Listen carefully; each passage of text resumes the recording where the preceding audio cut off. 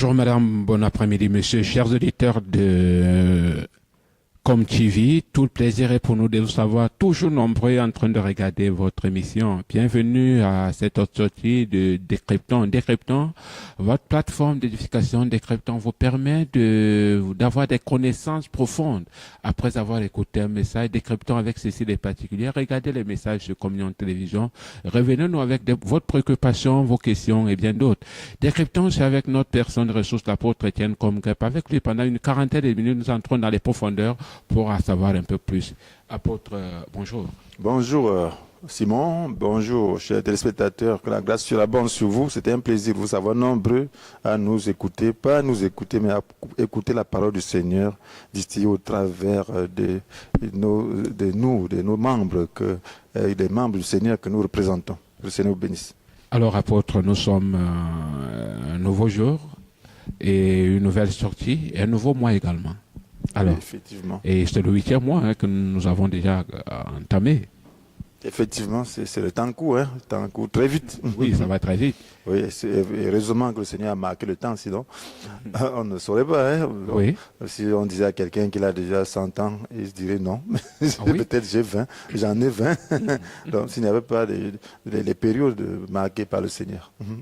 Oui, mais surtout, ouais, apôtre, il y a quelque chose qui me marque très souvent, et je me souviens, avant, quand on disait que quelqu'un avait déjà 50 ans, on avait très envie de voir cet homme croulant. Mais aujourd'hui, à 55 ans, 60 ans, on ne semble pas ne pas voir. Oui, le monde évolue. Bon, voilà. C'est avant, il y avait beaucoup de travaux pénibles, et puis la vie n'était pas très facile, c'était les plus solides qui vivaient. Hein. Donc voilà, aujourd'hui il y a beaucoup de soins, beaucoup de possibilités de se soigner. Et aujourd'hui aussi l'évangile. Hein. Donc voilà, le meilleur soin c'est l'évangile, la parole de Dieu. Oui. Donc voilà, la parole de Dieu nous renouvelle, nous donne de l'espérance et nous portons moins de soucis. Oui, et vous, peut-être vous voulez nous expliquer également que les gens se reposent beaucoup plus maintenant qu'avant? Oui, certains. Et puis bon, ils ont plus, la technologie a augmenté. Donc l'espérance de vie aussi augmente. Vous voyez les pays industrialisés, dans ces pays, l'espérance de vie augmente parce qu'il y a les soins médicaux plus sophistiqués. Donc il y a la science augmente, la connaissance augmente. Donc beaucoup d'hommes savent ce qu'il faut manger. Oui. Donc il y a aussi de la nourriture pour beaucoup, bien que beaucoup aient aussi faim. Ok. Mais dans tout cela, apôtre, dans tout cela, en nous référant dans la Bible, hein, c'est vrai que nous allons revenir sur le repos tout à l'heure, nous référant dans la Bible, on nous parle de l'espérance de vie. Alors, vous nous expliquez que cela va croissant, à dire que Dieu est en train de régler un certain nombre de détails, peut-être? Bon, vous voyez, Adam avait vécu, vous voyez, quand on dit 930 ans, c'est pas, aujourd'hui, on vit combien? Donc, s'il faut comparer à cela, donc, l'espérance de vie, par rapport à l'origine, n'est rien, et c'est très petit, elle est très petite. Donc, mais c'est simplement qu'à la fin des temps, donc, la connaissance augmente, dans l'espérance de vie par rapport à ceux qui étaient avant, avant nous, donc, alors, est meilleure, ça veut seulement dire que la technologie a augmenté, donc, il faut pas aussi, il faut pas aussi ignorer que beaucoup, mais aussi beaucoup plus jeunes qu'avant. Donc, il y a beaucoup de maladies mystérieuses, beaucoup de maladies dues au désordre, hein, donc, qui frappent les jeunes aujourd'hui. Donc voilà, donc c'est comme s'il y a un contraste. Oui, apôtre, c'est vrai que quand j'étais encore tout petit, il y a certaines choses que nous on n'entendait pas. Hein. C'était difficile de se voir chez nous un jeune à mourir à l'âge de 20 ans. C'était très très difficile. Je peux dire que je n'ai pas connu trop ça. Mais aujourd'hui, on se rend compte que c'est monnaie courante. J'allais dire le train-train. On n'est plus surpris de se rendre compte que c'est ça. Oui, effectivement, parce que bon, la société, le mal a augmenté. La Bible dit que le mal ne cessera de croître. Donc à cause de cela, l'amour du plus grand nombre se refroidira. Donc les gens font des choses à leur tête. Donc les jeunes, beaucoup de jeunes ne reçoivent pas les instructions. Donc il y a beaucoup de pouvoir satanique aussi. Donc les gens se lancent dans n'importe quoi. Donc parce qu'il y a l'orgueil de la vie. Donc, et tout ça pousse certains à chercher des voies non prescrits par le Seigneur, donc pour améliorer leurs conditions de vie. Donc voilà. Et puis finalement, ils se retrouvent dans les chaînes, ils meurent avant le temps. Donc voilà, beaucoup sont dans cette situation. D'accord. Voilà, apôtre, tout à l'heure, je vous posais la question de savoir si actuellement les gens se reposent un peu plus. C'est simplement pour introduire notre thématique de la journée, vivre dans le repos. Maintenant, la première question est de savoir, apôtre, de quel repos faites-vous allusion ici?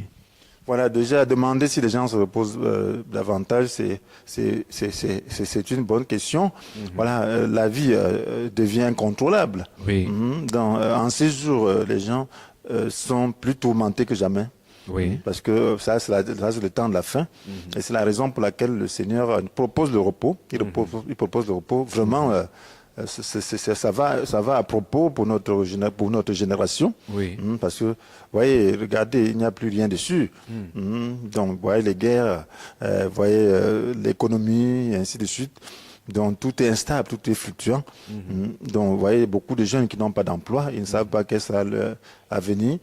Donc, les parents ont beaucoup de problèmes. Beaucoup de gens ont beaucoup de problèmes. Donc, ce qui fait que le repos n'est pas vraiment le partage de tous. Oui. Donc, voilà pourquoi nous parlons du repos. Donc, de quel repos s'agit-il? Il s'agit du repos de Dieu, du repos psychologique, du repos spirituel, donc de l'absence d'inquiétude. Oui. Donc, c'est de ce repos qu'il s'agit. Donc, vous convenez avec moi qu'il y a beaucoup de sources d'inquiétude en ce moment. Il y a la violence, il y a la délinquance, il y a le terrorisme, il y a les guerres, il y a même la nature se déchaîne contre l'humanité. Oui. Donc, il y a beaucoup de sujets d'inquiétude.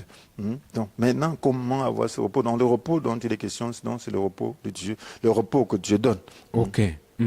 Voilà, à quoi consiste donc ce repos que Dieu donne? Voilà, ce repos consiste à ne pas s'inquiéter, à avoir confiance dans le Seigneur, parce que le Seigneur nous a créés par amour. Donc, vous voyez, il a créé l'homme au dernier jour, et l'homme était la dernière création de Dieu. Donc, au dernier jour, l'homme était créé en dernier lieu. Donc, Dieu a fait la création en 6 jours. Et l'homme n'a même pas vu, même pas une seule des créations de Dieu. Donc, il était la dernière personne qui a été créée. Et le premier jour qu'il a connu, c'était le jour du repos de Dieu. Dieu a donc consacré le 7e jour comme étant son jour de repos. Voilà le premier jour que l'homme a connu. Donc, l'homme commence son premier jour par le repos. À peine il est créé, à peine il entre dans le repos. Dans le repos. Donc, Dieu était en train de lui montrer son amour, pour lui montrer son intention, lui dire que voilà, si tu es créé, c'est pour que tu te reposes, pour que tu ne t'inquiètes pas, pour que tu puisses dépendre de moi, que tu puisses m'adorer. Donc, adore-moi et tout ira bien pour toi. D'accord. Mais apôtre, vous parliez du début. Le début, c'était le premier jour. Vous disiez tantôt que l'homme n'a même pas connu un seul jour, une seule création. A fait tout de suite quand lui, il naît. Et après lui, c'est le 7e jour, le jour du repos. C'est-à-dire qu'il y a un jour qui avait été choisi par Dieu pour le repos. Évidemment, ce jour, le 7e jour, a été choisi par Dieu. Il a consacré ce jour à lui-même. Il a dit que ce jour, on devait faire aucun ouvrage, aucun travail, donc aucun travail dont on devait donc se rassembler pour l'adorer. Donc que ce soit un jour où l'homme se repose, et même les serviteurs qui travaillent dans une maison devraient se reposer, même les bêtes devraient se reposer. Donc, puis jouir du repos, donc reprendre du souffle. Et vous savez, le souffle, c'est Dieu qui le donne.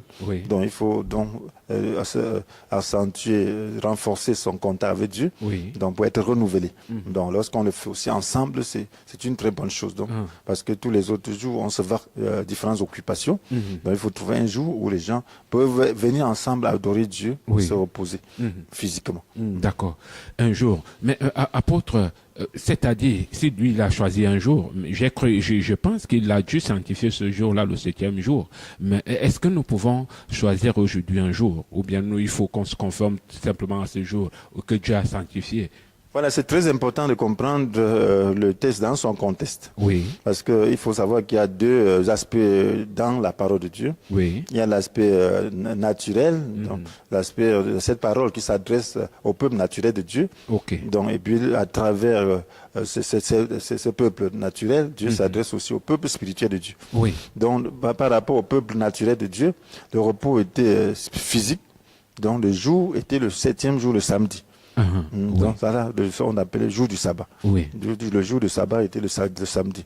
Maintenant, quand Jésus arrive, donc il nous fait savoir que ce jour donc, était un symbole. C'était le symbole du repos psychologique. Ah, ok. Donc, voilà, donc on ne devrait plus forcément... Donc, dire qu'à ce moment-là, les données changent. Voilà, les données changent.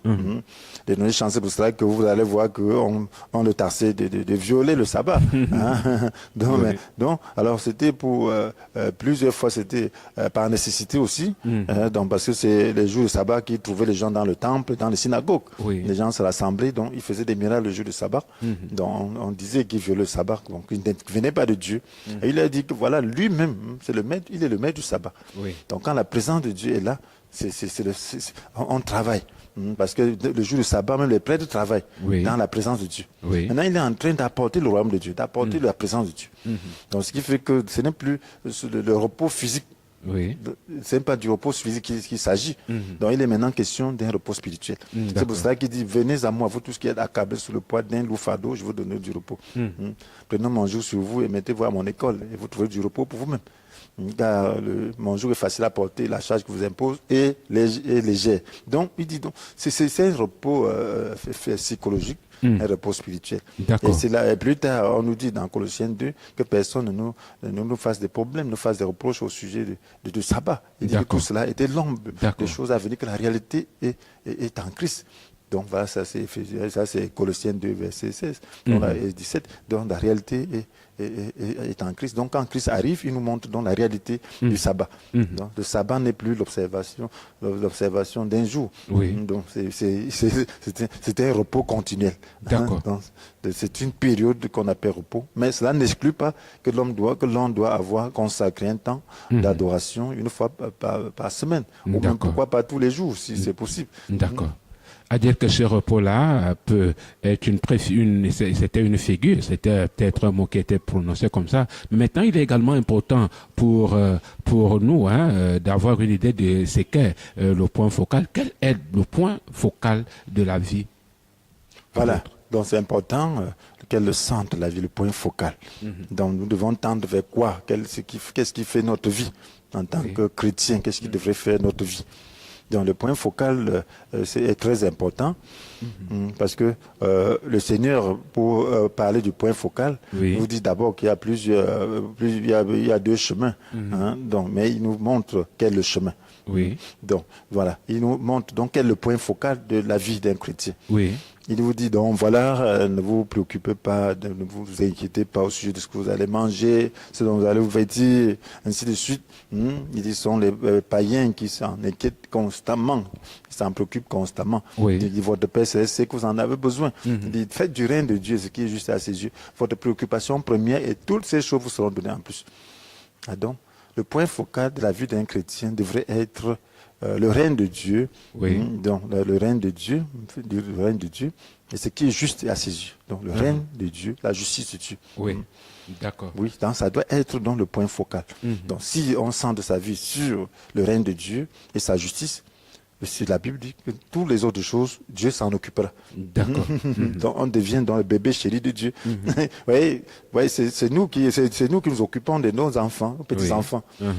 Donc ça veut dire que si nous centrons notre vie sur le règne de Dieu et la justice de Dieu, nous devenons des petits-enfants. Alors le royaume de Dieu est pour les petits-enfants. D'accord. Donc, alors Dieu s'occupera de nous. Certains apôtres, est-il possible donc ou important d'entrer dans ce repos? Bien sûr, imaginez-vous quelqu'un qui ne se repose pas, il va finir par s'épuiser. Donc c'est très important d'entrer dans le repos de Dieu. Parce qu'en réalité, avant de trouver le repos, j'étais vraiment tourmenté.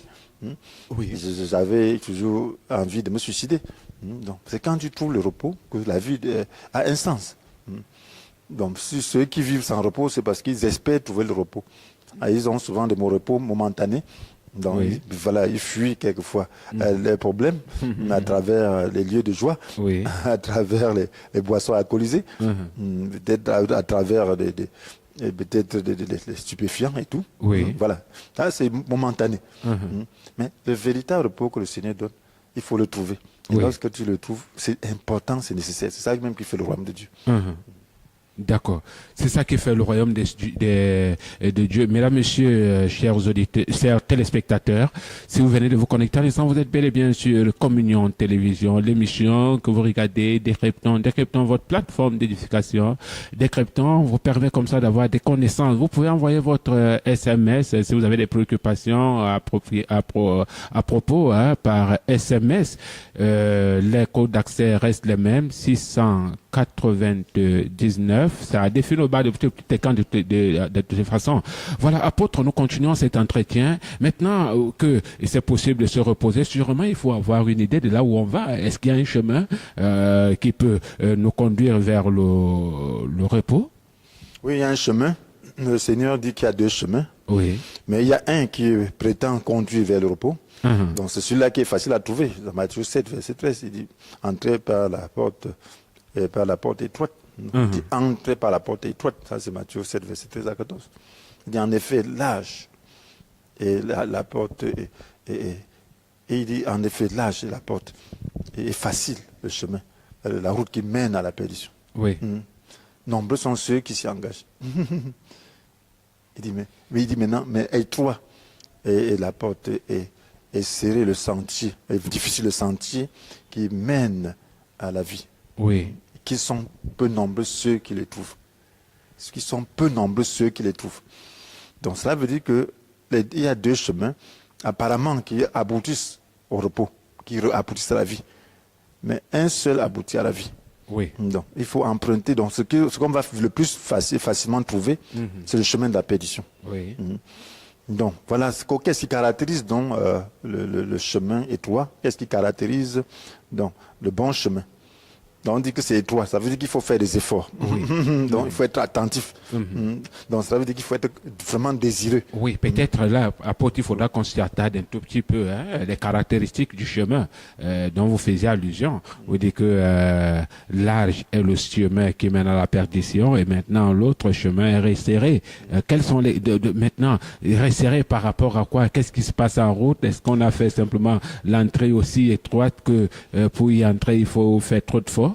Voilà, donc l'effort dont il est question, c'est l'intention. Il faut vraiment avoir le désir. Oui. Donc si quelqu'un ne veut pas être sauvé, il ne sera pas sauvé. Ah, il faut d'abord vouloir. Oui, il faut le désirer de tout son cœur. Ah. Vous voyez, quand l'eunuque éthiopien avait demandé à Philippe, à l'évangile Philippe, que voici de l'eau. Bon, pourquoi je ne serais pas baptisé? Il lui avait prêché l'évangile, apporté la bonne nouvelle. Mais il lui a parlé du baptême, sûrement. Il a dit, mais si tu crois de tout ton cœur, cela est possible. Oui. Donc, c'est question d'un engagement réel. Donc, il y a des gens qui veulent l'évangile simplement pour résoudre un problème. Oui. Là, ils ne trouveront pas la porte étroite. Ils n'en pourront pas, puisqu'ils ne veulent aucun engagement. Même s'ils veulent payer un prix, c'est pour résoudre un problème. Et là, le cœur n'est pas engagé. Là, c'est la porte large qu'ils vont trouver facilement. Oui. C'est une porte large, ça ne demande aucun sacrifice. Ça ne demande pas un Tu peux entrer renoncement. avec tout ce que tu as. Tout ce que tu Même as. si tu écartes les deux mains, Voilà. tu le mets n'importe comment, tu vas entrer. Voilà. Donc, tu entres avec ton moi, avec tous tes désirs, avec ta haine, avec tout ce que tu es. Avec tes bagages. Tes bagages. Donc, et tous ces bagages-là, c'est ce qu'on appelle la chair avec le péché. Ah. Oui. Donc, voilà. Donc, maintenant, la porte est droite. Donc, il n'y a pas possibilité d'entrer avec tous ces fardeaux-là. Parce que c'est taillé à la mesure de quelqu'un qui ne porte pas de fardeau. Donc, il faut abandonner ces fardeaux. Il faut abandonner son moi. Il faut devenir un petit enfant. Voilà pourquoi Jésus avait dit à ses disciples, si vous ne convertissez pas pour devenir comme ces petits enfants, vous n'entrez pas dans le royaume de Dieu. Oui. Donc voilà quelqu'un qui veut entrer dans le royaume de Dieu avec tout son orgueil, on ne fait pas ça. On ne fait pas ça. Même quel que soit ton statut, ça c'est pour ce monde. Oui. Mais devant Dieu, nous sommes tous tout petits. Et nous sommes devant sa justice et nous sommes égaux devant sa justice. Oui. Donc, quand Dieu dit que l'orgueilleux ne peut pas entrer dans le royaume de Dieu, que Dieu résiste l'orgueil, c'est pour tout le monde. C'est l'orgueil, ce n'est pas seulement pour le pauvre. L'orgueil, ce n'est pas seulement pour le pauvre, c'est aussi pour les rois, ainsi de suite. Donc, si tu veux connaître le règne de Dieu, si tu vas entrer dans le chemin de vie, tu dois renoncer à cet orgueil, devenir un petit enfant en toi. D'accord. Maintenant, apôtre, puisque vous parlez de la volonté, c'est-à-dire qu'on peut prendre un mauvais chemin. Bien sûr. La Bible dit que nombreux sont ceux qui s'y engagent. Cela veut dire que, si tu fais la statistique, ceux qui disent qu'ils sont en train de suivre Jésus, ça veut dire que même 95% sont en train de s'égarer. Ah. Bien sûr. Juste à 95%. Même 95%, nombreux. Qui sont peu. Ceux qui les trouvent. Trouvez même d'abord. Parce que Dieu ne perd pas son temps. Il ne jette pas ses perles précieuses au pourceau. Donc, alors, il faut chercher pour trouver. Oui. Pour les autres, c'est voilé. Oui. On va dire que si notre évangile est voilé, c'est pour ceux qui se perdent, qui se perdent. Donc on prêche comme ça, c'est voilé. Ils ne veulent pas entendre, ça sent mauvais. Mais ils veulent ce qui chatoue. Tu vas voyager, tu seras protégé, ainsi de suite, tu seras bien. Voilà, ça attire. Ça attire, mais tu vas aller au ciel, ça n'attire pas. Je veux la terre, Dieu reste au ciel, nous on veut la terre. Donc, on n'a aucune préoccupation par rapport à son avenir. Oui. Là, une telle personne ne connaîtra que la séduction. Parce que la séduction va mordre. Parce que ça a de la part. Oui. Ça, de toutes les façons, c'est sa vie. Donc, maintenant, le chemin étroit, là, il faut le renoncement. Waouh. Je dis, si quelqu'un veut venir après lui, qu'il renonce à lui-même. Si quelqu'un veut venir après moi, qu'il renonce à lui-même. Oui. Alors, renoncer à soi-même, ça veut dire renoncer à ses titres, renoncer à son importance, renoncer à son argent, renoncer à sa vie. Suivre. Combien de personnes sont mortes au fil de l'histoire à cause de Jésus? Ces personnes ont renoncé à elles-mêmes. Renoncé à leur vie. D'accord. Combien ont perdu leur bien à cause de Jésus dans l'histoire, à cause de la persécution? Ils ont renoncé à tout ça. Donc, ça veut dire que l'évangile, c'est exactement ça. Ça n'a pas changé. D'accord. Pensez que certains vont payer le prix et puis d'autres ne vont pas payer. Donc, ce prix se paie à l'intérieur de soi-même. Donc, il faut être prêt donc, à faire de Jésus ta valeur absolue. Toutes les autres choses, c'est Dieu qui donne pour accompagner son cerveau, pour accompagner ce qu'on fait déjà. D'accord. C'est ce que ça veut dire. D'accord. Maintenant, puisque apôtre, il y a deux chemins, à dire qu'il revient à chacun de faire un choix. Bien sûr, un choix consciencieux. Oui. Donc, si tu découvres l'évangile, on ne peut pas acheter quelque chose cher quand on ne connaît pas sa valeur. Oui, c'est vrai, c'est vrai. Puisque si vous allez au marché, vous achetez je prends l'exemple d'un tissu, un Travera qu'on a fait le costume avec, vous l'achetez à 150 000, et ça ne vaut pas la peine, puisqu'après 2 jours, il va se délaver. Voilà. C'est qu'on vous a trompé. Oui. Donc, c'est dire qu'il faut voir la valeur de la vie. Oui. Pour ma part, j'avais vu la nullité de la vie présente. J'ai calculé, j'ai réfléchi. Bon, voilà, l'homme vit, bon, les gens mangent, ils boivent, ils ont encore faim le lendemain. Oui.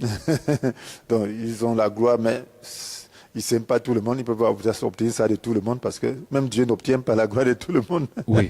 Donc, ce qui fait que, quel est donc le sens de tout cela? D'accord. Et si, en plus, on ne se sent pas bien. Donc, maintenant, on meurt. Après, il y a des gens qui meurent. On parlait tantôt des jeunes qui meurent aujourd'hui, des vieillards qui meurent. Bon, c'est bien de vivre longtemps, mais si sa vie n'a pas eu de sens, ça sert à quoi de vivre même 200 ans? D'accord. Donc, il faut penser à ça. Ok. Maintenant, apôtre, y a-t-il un lieu de repos par excellence où qu'on dit, bon voilà, maintenant je dois prendre mon repos, il faut que ça soit ici ou là-bas? Est-ce qu'il y a un lieu? Est-ce que ça existe, apôtre? Bien sûr, c'est de ça qu'on parle. Donc le lieu de repos, c'est le royaume de Dieu. Oui. Donc dans ce royaume, l'homme se repose. Le royaume de Dieu. Le royaume de Dieu. C'est-à-dire qu'il faudra mourir pour aller dans le royaume de Dieu, apôtre. Donc ce royaume, c'est dès à présent. Quand Jésus est venu, il dit que le royaume de Dieu est au milieu de vous. Ah. Donc, oui, parce que quand on parle du royaume de Dieu, moi je vois tout de suite quelqu'un qui doit mourir pour aller dans le royaume. Voilà, c'est ce qu'on dit souvent, ce qu'on pense. Voilà que le repos éternel. C'est de l'autre côté. De l'autre côté. Mais le repos éternel commence dès à présent. Oui. Jésus a dit que le royaume de Dieu, il est auprès de vous, mais il sera en vous. Donc l'Esprit de Dieu amène le royaume de Dieu. Oui. Donc le royaume de Dieu est au milieu de nous aujourd'hui, mais il veut être en nous. Oui. Alors s'il est en nous, nous serons le repos. Donc, parce que ce repos est un repos que Dieu donne. C'est une confiance totale. Donc, on cesse de souffrir, de s'inquiéter. Oui. Donc, on a de l'assurance. Donc, ce repos est fondé sur la parole de Dieu. Oui. C'est fondé sur l'espérance. Parce que la parole de Dieu nous promet que de bonnes choses. Donc, lorsqu'on comprend cela, on se repose. Oui. On se repose. Donc, il faut comprendre donc, que la parole de Dieu nous donne le repos. Jésus l'a dit, venez à moi, vous tous qui êtes accablés sur le poids d'un loup, il vous donne du repos. Donc quand tu viens à Jésus, Jésus est le royaume de Dieu, tu as le repos. C'est-à-dire que quand tu arrives chez lui, avec tout ce que tu as comme fardeau chargé, maintenant la seule chose que tu as à faire, c'est d'aller lui remettre ça. Tu as la solution à tout. Ok. Imaginez-vous, il y a des gens, ils savent que s'ils pouvaient parvenir dans la présence du président de la République, ils auraient la solution à leurs problèmes. Oui. Pas une signature. Oui, en fait, apôtre, j'ai pu remarquer les mêmes attitudes auprès d'une autre personne. Il dit non, si je peux simplement le voir, non, c'est que je suis comblé, mes attentes seront comblées. C'est exactement ça. Ok. Donc, c'est à différents niveaux. D'accord. Mesdames, Messieurs, chers téléspectateurs, nous allons prendre une respiration musicale. On se retrouve derrière. This is the story of a brother who slept and woke up in Foreverland. He looked around, nothing's familiar. He wondered how it got to be there. He took a walk around the city and saw this brick house with a small door. Walked into the room and saw a man in white. Must be an angel, so he said. Mr. Angel, I'm a stranger, don't know what's going on. The last thing I remember was I slept last night. This is a border town that takes you where you get a crown. Must have head of heaven where you came from. Only those whose name I find written in this book of life will forever be in paradise. Is your name in this book of life? Is your name in this book of life here? Is your name in this book of life? Is your name in this book of life here?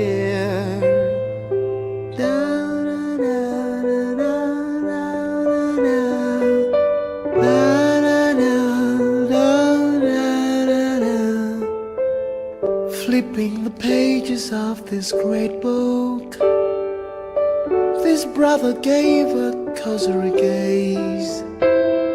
He saw the names of prophets, saints and martyrs who kept the faith and won the race. But he said, Mr. Angel, where is my name? Can you tell me what is going wrong? I'm a pillar in my local church, give the offerings and the tithes, feed the poor and have myself a good name. Is my name in this book of life? Is my name in this book of life here? Tell me, is my name in this book of life? Is my name in this book of life here? Unforgiveness lurks within your heart. Some folks that you will never let go. Little foxes and secret faults will bring surprises on that final day.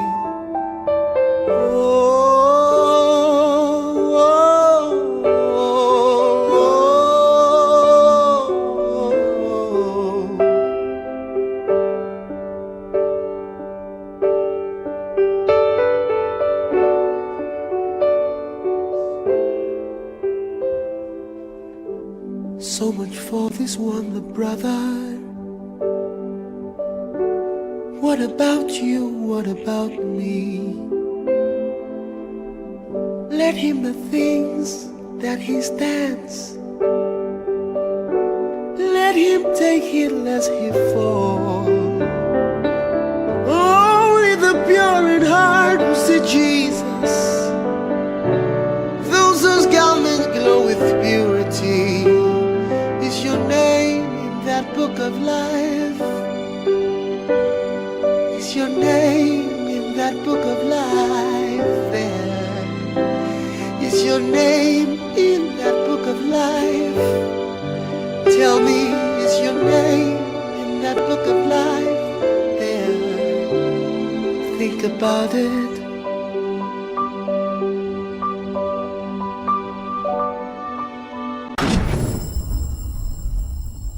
Retour dans ce studio après cette respiration musicale, mesdames, messieurs, chers téléspectateurs. Vous êtes bel et bien sur Communion Télévision, l'émission Décryptons avec notre personne ressource, l'apôtre Étienne Komgrep, le père fondateur du ministère Appel à la Communion avec Dieu, qui est situé bien évidemment en Vogue Ada, Carrefour, Isakam. Voilà, apôtre, nous continuons. Vous faites allusion tout à l'heure au règne de Dieu. Voilà. Qui peut rentrer dans ce règne? Tous ceux qui le veulent. Oui, ça question de vouloir. Tout le monde peut y entrer. Parce que la Bible dit que Dieu a tant aimé le monde qu'il a envoyé son Fils, son unique, pour que tous ceux qui placent leur confiance en lui et la vie éternelle échappent à la perdition. Donc, qu'ils échappent à la perdition, qu'ils aient la vie éternelle. Donc, tout le monde peut avoir la vie éternelle. Oui. Donc, il n'y a pas d'exception. Même le plus grand pécheur du monde, même le plus grand méchant, peut avoir ce repos. Parce que le Christ, il est mort pour tous. Il n'est pas mort pour ceux qui se portent bien, il est mort pour ceux qui se portent mal. Oui. Donc, il est seulement question de reconnaître qu'on se porte mal. Alors, c'est lorsqu'on reconnaît qu'on se porte mal qu'on a besoin de la solution, qu'on a besoin de la guérison. Oui. Maintenant, vous dites que tout le monde peut y entrer. Certainement, on peut le trouver quelque part. Où le trouve-t-on?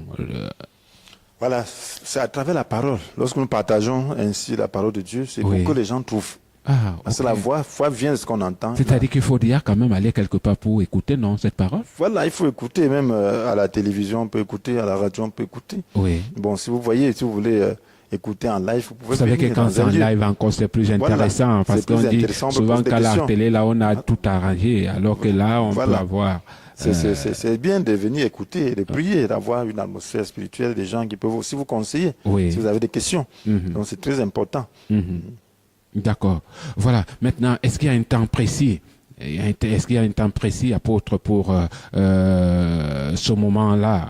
Je prends l'exemple, quand je parle d'un temps, moi je prends l'exemple d'un dimanche. C'est un temps peut-être précis pour certaines personnes, afin de pouvoir entrer dans ce royaume.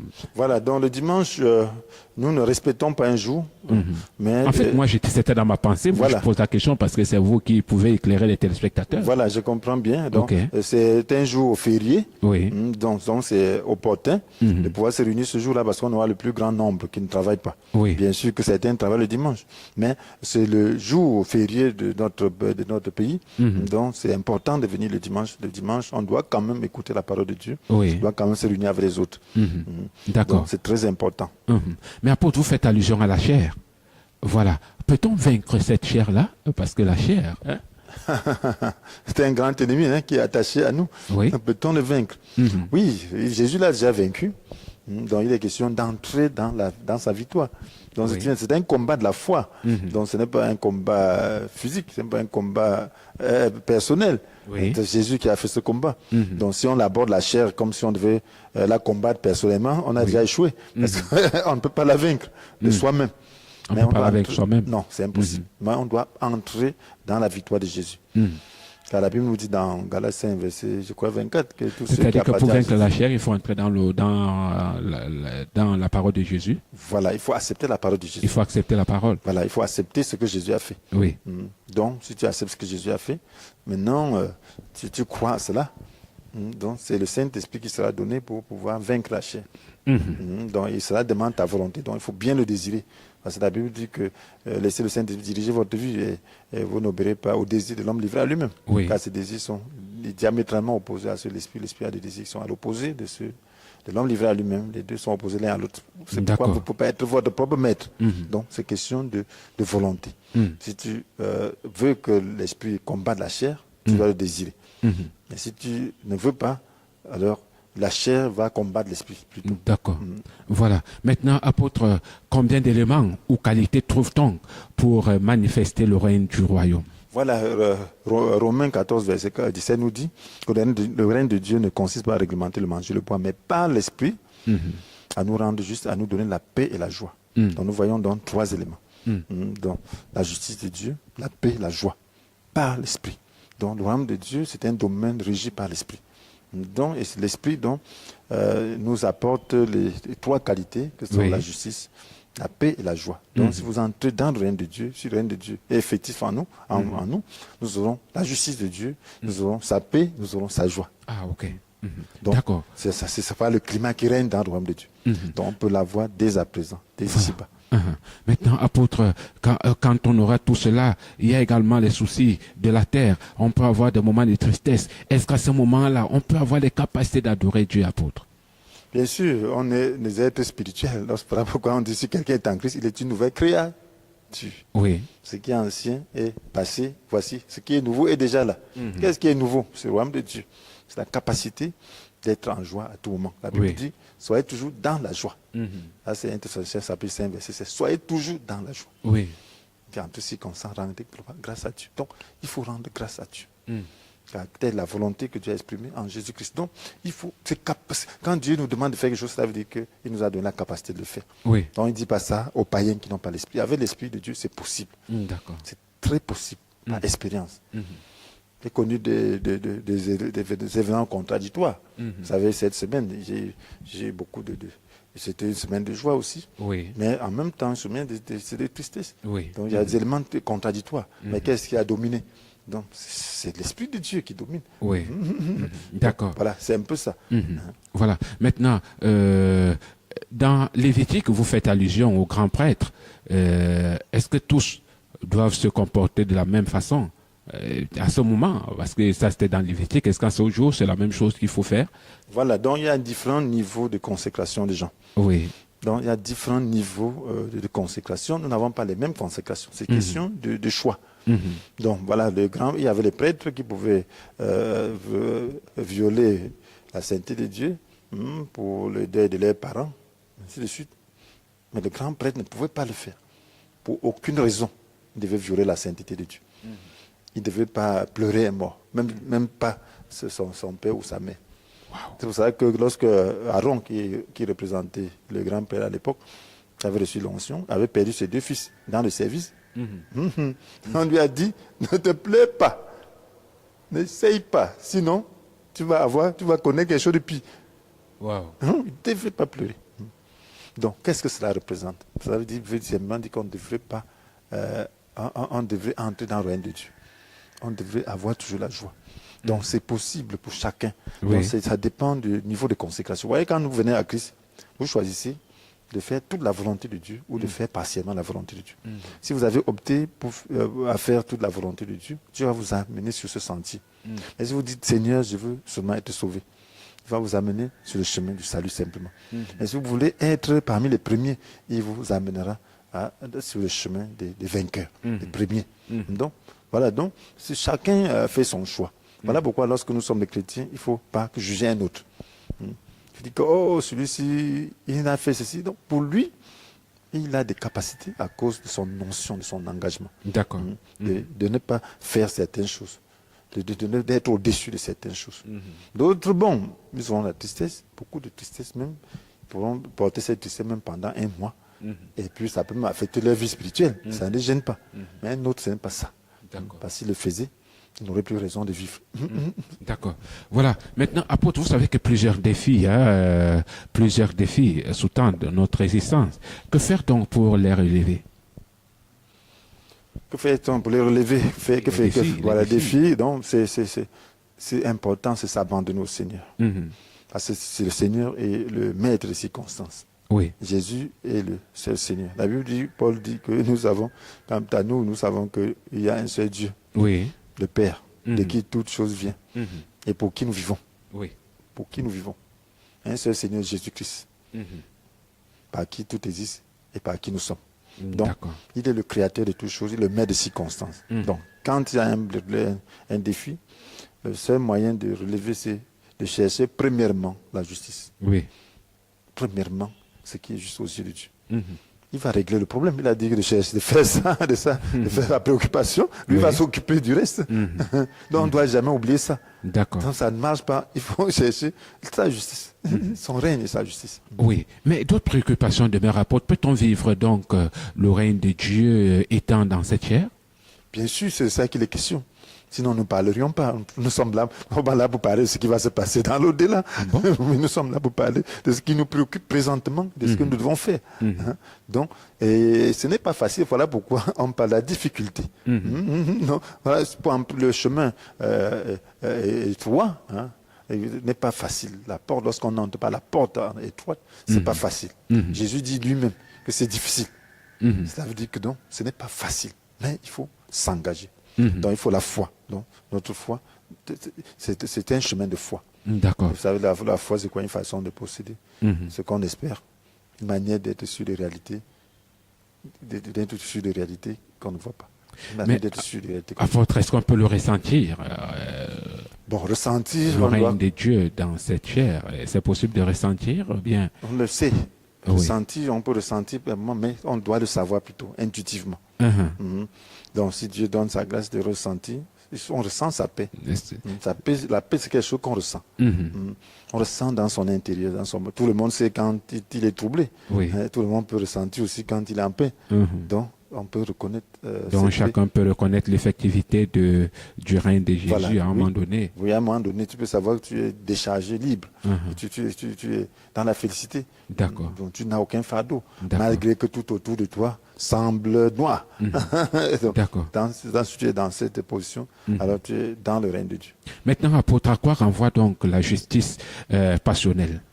Positionnel, je veux dire. Positionnelle, voilà.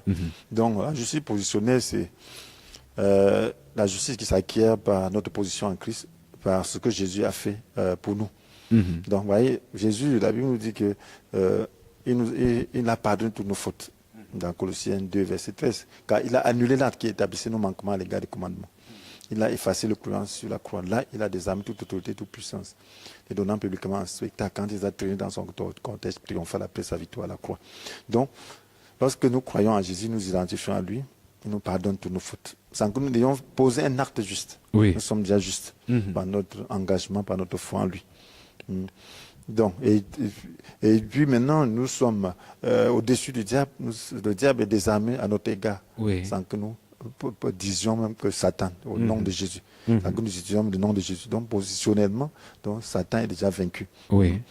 Donc maintenant, il faut que cela se traduise en pratique, qu'on puisse l'expérimenter effectivement. Oui. Donc la foi commence, donc, la vie chrétienne commence par une position. Il faut se positionner dans le lieu céleste en Jésus. Oui. Donc, il faut s'identifier à Jésus. Lorsqu'on s'identifie à Jésus, Jésus n'est plus sous la tombe. Il est au ciel. Donc on doit prendre cette position en lui. Donc être au-dessus de toute puissance, de toute autorité, de tout nom qui puisse être cité, non seulement dans le monde présent, mais encore dans le monde à venir. Donc c'est ça la position des chrétiens. Donc le chrétien est juste par son identification à Christ. Oui. Donc parce que Christ a porté nos péchés. Il a pris nos péchés sur lui, il les a portés dans son corps sur la croix, afin qu'étant mort pour le péché, nous menions une vie juste. Donc, c'est là déjà notre position. D'accord. Maintenant, pour que ça se traduise en réalité, alors il faut manifester cela, il faut que le Saint-Esprit donc puisse le faire. D'accord. Bon, ben voilà pourquoi la Bible dit, si vous verrez alors à la manière de l'homme livré à lui-même, vous allez mourir, mais c'est par l'Esprit. En fait, mourir les mauvaises actions que vous accomplissez dans votre corps, vous vivrez. Donc, c'est l'Esprit donc qui traduit cela en réalité. Donc, sans l'esprit, la position reste morte, elle reste spéculative. Apôtre, j'ai deux choses. Un, vivre dans le repos. De deux, le royaume de Dieu. Que faire? Voilà, vivre dans le repos, Et puis, bien évidemment, ou demeurer dans le royaume de Dieu. Oui. Donc il faut savoir que il y a aussi la paix de Dieu, il y a la joie de Dieu. Oui. Donc il faut avoir toutes ces qualités. Oui. Donc le royaume de Dieu a 3 éléments. Donc il y a la justice, il y a la paix, il y a la joie. Donc la justice, c'est celle de Dieu, que Dieu donne, effectivement, qui se caractérise par l'amour envers lui et l'amour pour le prochain. L'amour envers lui se caractérise par l'obéissance à sa parole. L'amour envers le prochain par le pardon, par le fait de supporter, de lui pardonner. Donc maintenant, il y a la joie. La joie n'est pas une option, c'est une réalité. Donc on doit manifester la joie. Sans cette joie, on ne peut pas dire qu'on est pleinement dans le royaume de Dieu. Oui. C'est lorsqu'on a donc cette joie qu'on peut s'attendre à ce que Dieu se préoccupe de nous. Okay. Donc si on a seulement 2 des 3 éléments, nous attendons parce que Dieu puisse se préoccuper de nous, effectivement, comme des enfants chéris. Et si on a les 3 éléments, alors Dieu se préoccupera de nous. D'accord. Maintenant, apôtre, que retenir après tout cela pour celui qui n'a jamais entendu parler du repos? Qu'est-ce que vous leur dites? Je voulais seulement leur dire, plusieurs chrétiens se sont pas dans le repos parce qu'ils ne savent pas que la vie chrétienne les invite au repos. Je veux seulement dire qu'ils s'engagent sur ce chemin du repos qui n'est pas facile à la chair. Donc cela veut dire qu'il faudra des efforts. Là.